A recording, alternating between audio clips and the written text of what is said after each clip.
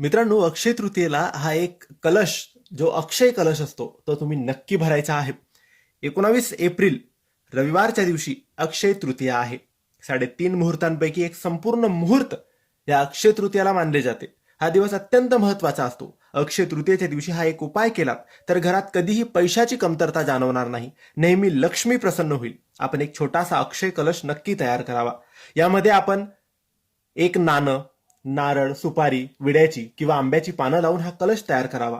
तांब्यावर, लोट्यावर स्वस्तिक काढावं, लाल धागा दोरा बांधावा, खाली तांदूळ गहू ठेवून हा कलश पाटावर मांडावा आणि आपण या कलशाचे पूजन करावे आणि तिथं प्रार्थना करावी, माझ्या घरात सदैव धनधान्य वाढू दे, माझ्या घरात नेहमी बरकत असू दे. हा उपाय केल्याने घरात सकारात्मकता वाढते आणि लक्ष्मीची कृपा कायम राहते. म्हणूनच अक्षय तृतीयेच्या दिवशी हा अक्षय कलश नक्की तुम्ही भरायचा आहे. दिवसभर, रात्रभर हा अक्षय तृतीयेच्या दिवशी कलश देवघरात